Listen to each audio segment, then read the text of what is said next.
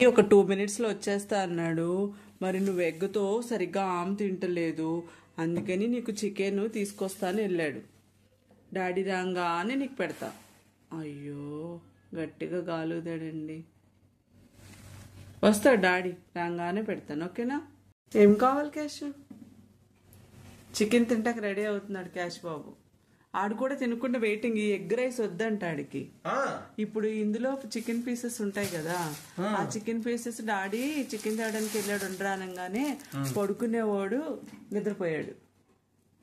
ఇప్పుడు నేను చూసి లేచి కూర్చున్నాడు చూడు. అది నువ్వు చికెన్ తేడానికి వెళ్ళావని యా నేను ఇందాక చికెన్ లేకపోతే తగ్గేదేలే క్యాషన్ బాబు.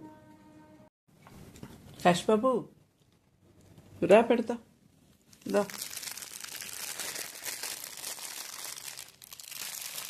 రారా రా, ఈ జాయింట్లు శుభ్రంగా స్పైసీనెస్ తీసి నీకు పెడతాందా. రా, చికెన్ అంటే వస్తున్నావు. ఎగ్ ఉండ ఈరోజు చికెన్ వండలేదు, అందుకని క్యాష్ బాబు వాళ్ళ డాడీ కోసం వెయిట్ చేశాడు ఇప్పటి వరకు. ఫ్రెండ్స్ చూడండి, క్యాష్ బాబు చికెన్ కోసం వెయిటింగ్ చేశాడు. ఇప్పుడు టైం పాపం 10 అయిపోయింది.